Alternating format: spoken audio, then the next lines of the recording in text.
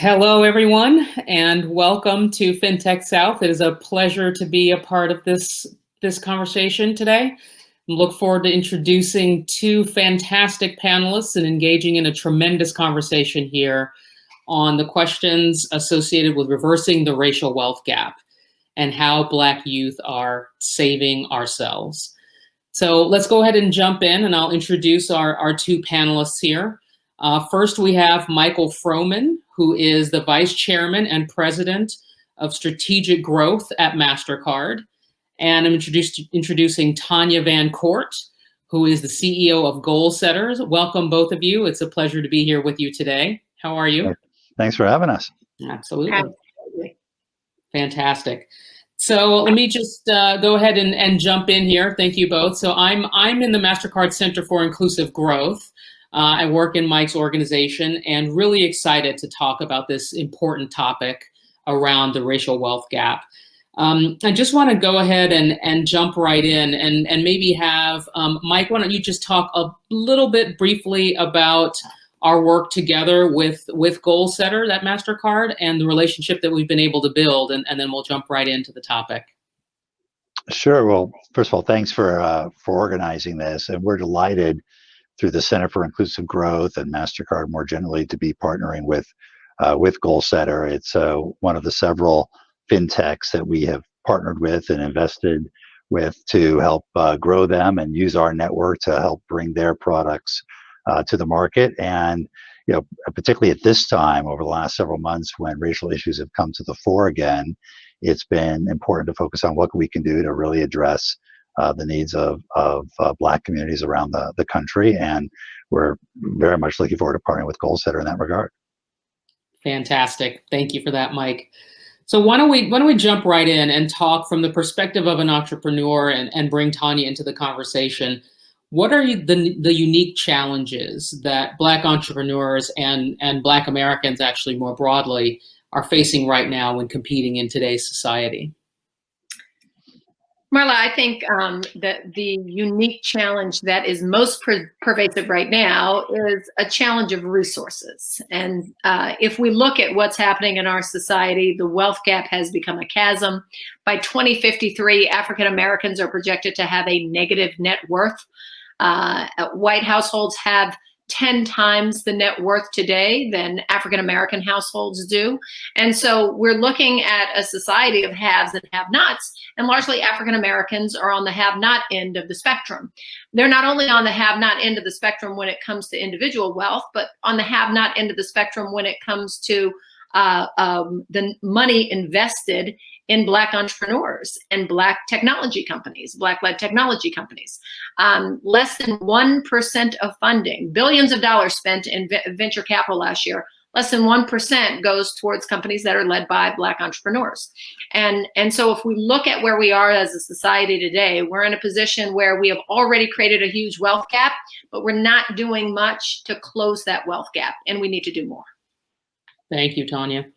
Mike, what would you add to that? Well, I think Tanya really said it well in pointing out the wealth and opportunity gap faced by Black communities. And by some estimate, almost half of Black families are unbanked or underbanked.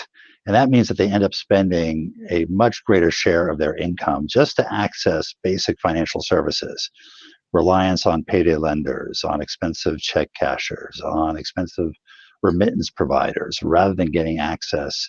Sometimes they're paying 50 to 100% more than non-Black families for the same financial services. So I guess I just put it in a few categories. One, as Tanya said, investment, capital to start and grow businesses. Secondly, loans, credit, and credit at affordable rates, non-predatory rates, both for individuals and for businesses.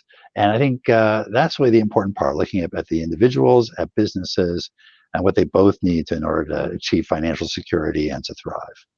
Yep, absolutely. I mean, what I would add to that really is just to focus on the fact that when we look at the number of small businesses, period, right, we see underrepresentation of Black-owned businesses across the board, where you look at roughly half the proportion of the population of African Americans. So African Americans represent about 13% of the population, but only about 7% of small businesses in the country. And so again, just huge opportunities to get some increase and growth in this population. And I myself, prior to coming to Mastercard, was an entrepreneur. And so Tanya, I've been in your seat, and I've felt that fire, and tried to raise capital, and found that capital very, very scarce and very, very difficult to access. And in part, it's informed by the history that you were alluding to of not having traditional access to capital and finding it hard to tap into some of the resources that you would traditionally turn to. So I've joked about the friends and family round, which was, my friends and family happy to give me a hug and maybe give me a meal, but not in a position to give me $50,000 or $100,000 when I sorely needed it, and probably would have been astonished if I had even come to them with that. And beyond that, when you look at Black communities and the services available to Black communities, so many of us are living in what we would describe as a banking desert, right? Where there really isn't a traditional bank, or where there might be one per 1,000 residents, which is about a quarter of the proportion of banking representation in other communities, and white communities in particular, where there's 4 institutions per 1,000 residents when controlled for income and all the other differences that you may find. And so we are really dealing with a very differential access to resources. And then when you really look at what has happened as a function of COVID, right, when you combine the lack of access to resources, the lack of capital, both present and historically, and the small proportion, what we've seen is a very, very hard impact from COVID on small business, on Black-owned business. And so where we've heard, and I think everybody's been hearing about the closure rates of small business in response to COVID, but what's happened with Black-owned businesses, where they're really, the cash on hand is just anemic, right, compared to some of the resources that may be present in other businesses. And so what we're seeing is a closure rate of almost 40% for Black-owned business, compared to about 17% for other kinds of businesses. And so obviously the pain in the small business sector is acute, right? And and it's happening across the board. But I think what this reveals and really highlights is that incremental vulnerability that comes about as a function of exclusion and racism and systemic practices that have really limited the access that would enable resilience in moments like this. So, sorry, I feel like I'm climbing up on my soapbox. Let me bring you guys back into the conversation and go back to you, Mike. Can you talk about Mastercard and what Mastercard is doing in this arena in addressing this moment? Well, look, one thing that just builds on what you were just talking about on exclusion is Mastercard is fundamentally a network, and we sort of think of the world through those eyes of the network. Let's bring that guest back onto the camera. I think that was wonderful. That was great. We have a theory of the case, which is that it's critical for people to be connected to networks, physical networks like infrastructure, virtual networks like the financial system, social networks, like you were just saying, Marla, how to bring Black entrepreneurs into the same networks as people who have capital, who are willing to invest, that those networks are going to be the way of democratizing productivity, of really promoting inclusive growth. That's the approach that we have sort of taken broadly in our business, but also in our social impact work. When the George Floyd murder happened, and we, along with a lot of other companies, began to focus again on racial equity issues, we announced in early this summer our In Solidarity program, which really goes to people, markets, and society, and what we can do in all 3 areas to have an impact. And more recently, we announced a $500 million commitment over 5 years to deal with the issues of racial equity. And when we look at that, it's products, services, technology, people, philanthropy, thought leadership, financial support, partnerships.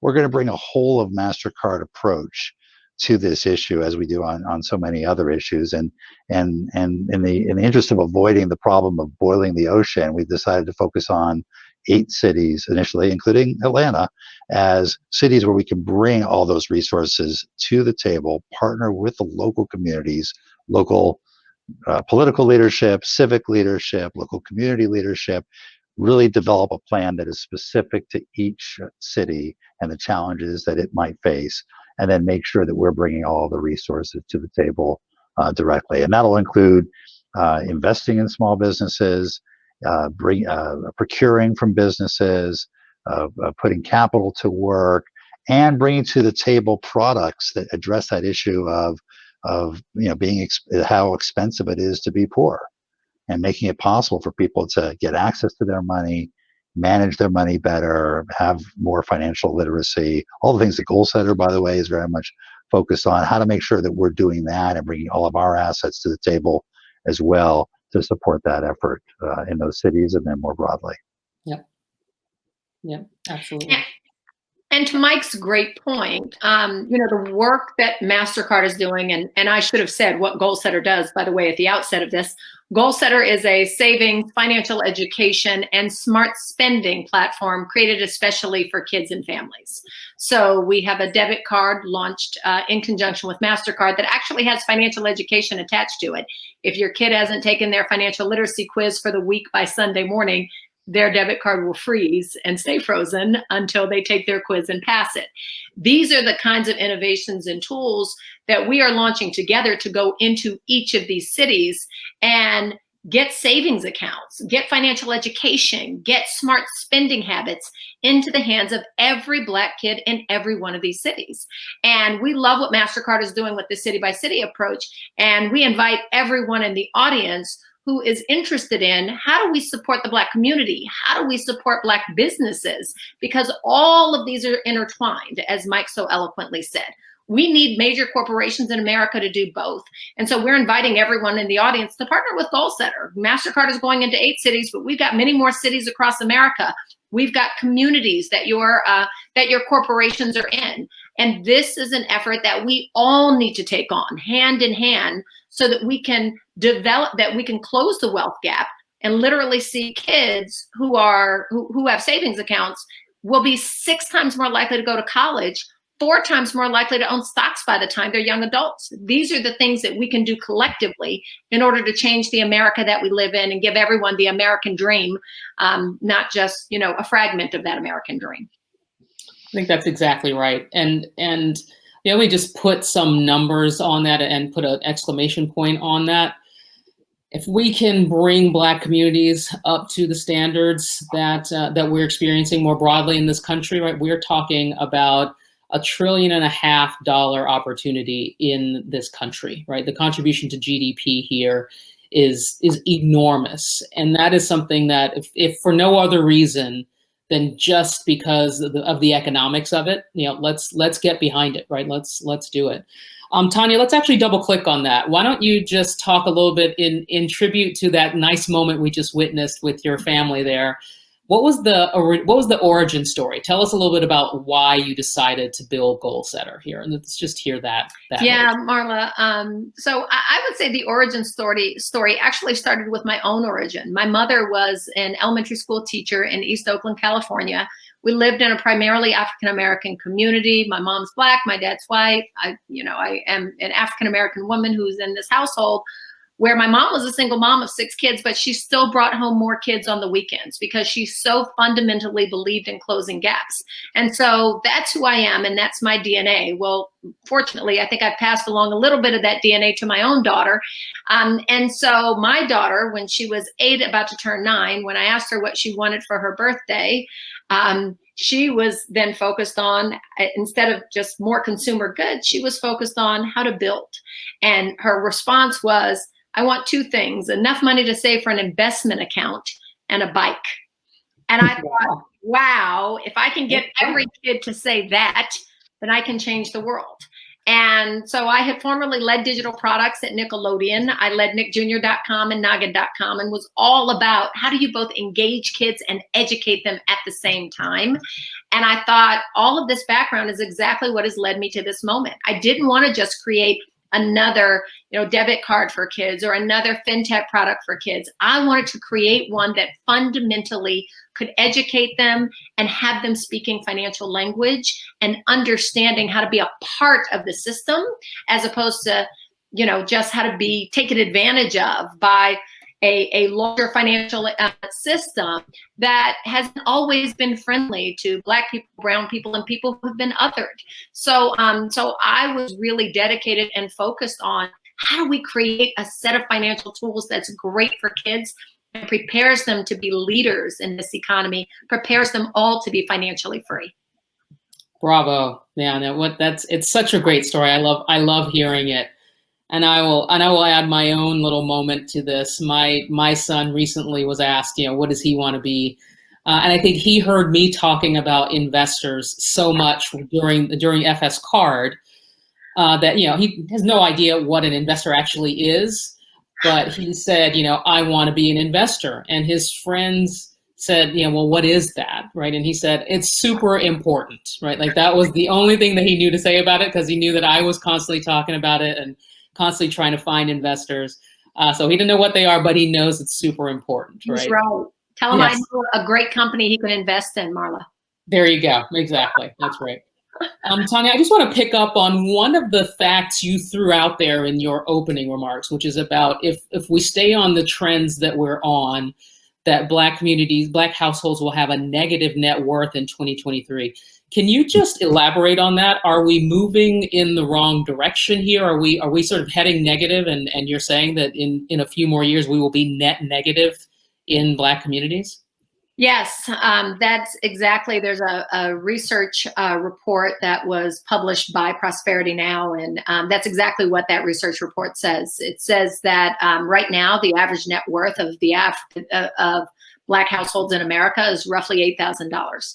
And the average net worth of white households in America is roughly $110,000. And so as we march to 2053, their expectation is that net worth is going to turn negative. And that net worth is turning negative for a whole host of reasons. I mean, we can talk about all of the things in this country and in this country's history that have disadvantaged Black people, including there have been problems with subprime lending to Black communities, with redlining to Black communities. The major way that Americans gain wealth in this country is through their homes. And so when you are not getting home loans, or when you are getting subprime home loans that are disadvantaging you instead of advantaging you, that's a major contributing factor towards making your negative net worth go south as opposed to north. As Mike talked about earlier, it's expensive to be poor. And so if you're already teetering on the edge and you are using financial products that are disadvantaging you, that's making your negative net worth go south. This is not about, Black people are spending too much money and so therefore they're headed towards a negative net worth. This is about a fundamental set of infrastructure in this country that is disadvantaging communities of color and disadvantaging, quite frankly, people who don't have as much as those who have more. And so it's really important that we figure out all of the contributing factors to those and turn those around. And I'll tell you, from my standpoint, if we can get every kid in America a saving today, by 2053, those kids would have been 6 times more likely to go to college and 4 times more likely to own stocks by the time they're young adults. They will know how to build wealth instead of just knowing about, maybe a basic savings account. They'll know about how to invest their money, how to have a brokerage account, because we teach them all of those things. So focusing on this next generation of kids is a tangible way of reversing that curse of 2053. And that's what we're focused on. Fantastic. Thank you for that. Thank you for sharing it. Mike, let's turn back to fintech actually and startups. And obviously, we're inside of Mastercard inside of a giant corporation, but can you talk a little bit about the role that you see smaller entities, fintechs and startups playing in addressing challenges for Black entrepreneurs? What's their role? Sure, but first I'd be remiss if I didn't bring my own daughter's story into this dialogue, just to add to your kids. And that is that my 9-year-old daughter, I'm signing her up for a Goalsetter account. My 9-year-old daughter said she was saving in order to be able to buy a house so she could move out and be away from us. Everyone's got their own incentive there, I guess. I've had yours are going to be investors and venture capitalists. Mine just wants to be separated from us. Look, I think we're very much committed at Mastercard to working with fintechs. We have a long history of doing that, including through our Start Path program, which is a program for supporting and incubating startups, giving them access to our network and expertise and mentoring and the like. And as part of our overall effort, we're focusing more and more on Black-owned, Black-run, Black-founded fintech companies like Goalsetter, like Mocafy, Mobility Capital Finance, to partner with them through a variety of mechanisms to help them grow and scale and succeed. So with Goalsetter, as Tanya mentioned, we've launched our Cashola Mastercard debit card, which allows parents to control their kids' spending based on how they're doing on their financial literacy. With Mocafy, we're going to be launching our Mastercard Money Connect solutions. That product that brings together a bunch of capabilities to make it easier for people to get access to wages, make it more affordable to do remittances, to do bill pay, et cetera, to make it less expensive to be poor. And we're very much committed to working with startups, Black-owned, Black-run startups as well, to have an impact of this sort. And I would also say, just to go slightly larger, we've been working with community development financial institutions as well. And that's part of our strategy in these cities, because by us investing in them, giving them capital, also helping them with their technology, it helps them get loans out into the Black community in these various cities. And so we have a long history of doing that, long before George Floyd's tragedy, his murder. But it's something that we're going to be ramping up even more so in these 8 cities and beyond, because that's one mechanism, those CDFIs, Black-owned depository institutions, of getting access to this community and making that community part of a larger network. Absolutely. Yeah, I think that's right. Tanya, can you talk in response to that? Just if someone has a young adult, their child is just graduating college or heading into college, how would you encourage entrepreneurship, right? How would you take up what Mike just talked about in terms of what startups bring to the table, the importance of startups? What would you tell that person to tell their young adult?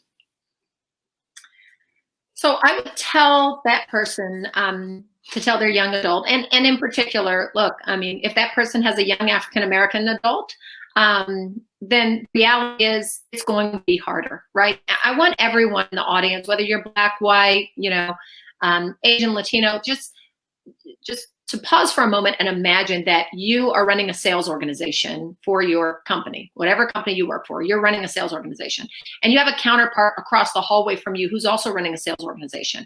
Your boss gives you one person, and your boss gives your counterpart 99 people.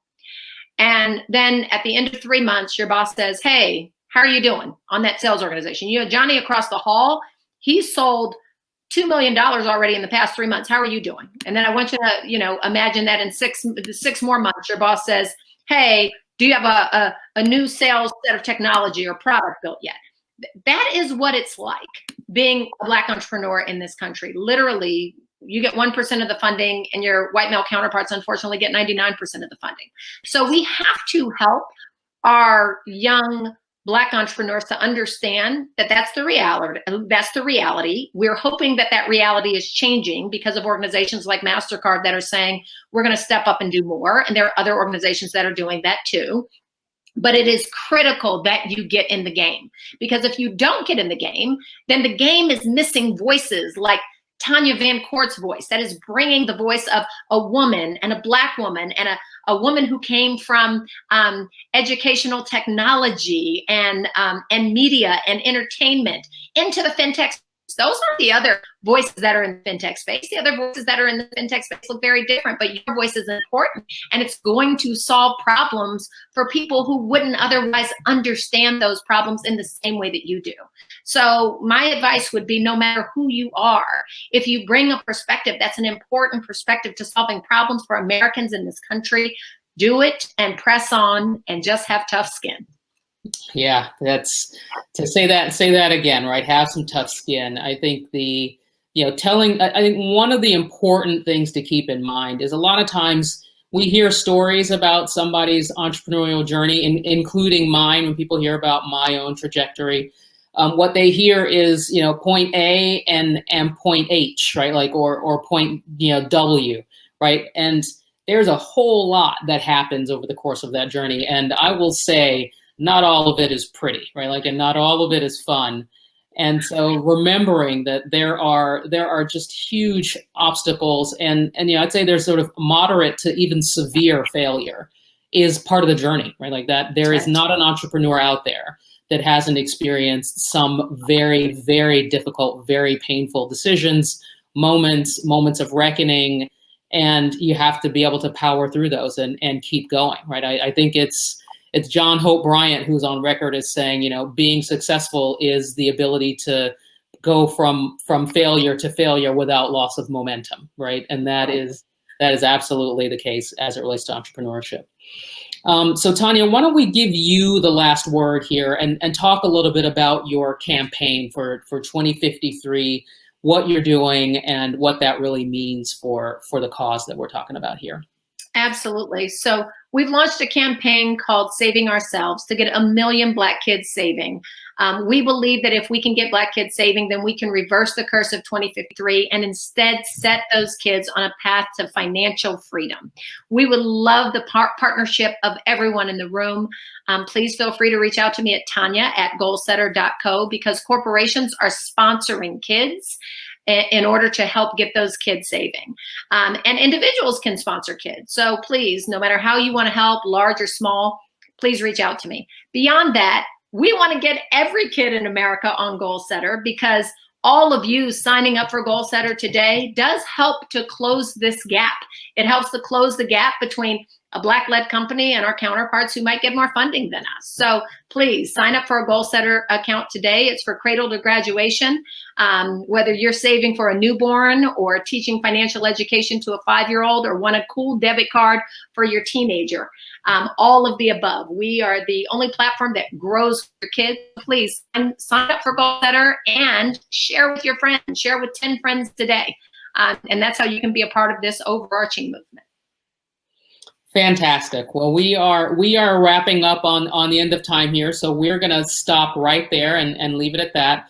Please do join us in supporting Goalsetters. We've enjoyed working with them and continuing to build this relationship. And we will share some information about the best way to contribute. And we have an announcement here about a donation that will go there. If you text GOAL, GOAL, to 21000 on your phone, you can support Goalsetter directly that way and support the accounts for the youth that we're talking about here. So thank you, Mike. Thank you, Tanya. It is wonderful to see you both. It's been a fantastic experience here at Fintech South. And everybody have a great afternoon and enjoy the balance of the conference. Bye. Thank you for having us, Marla.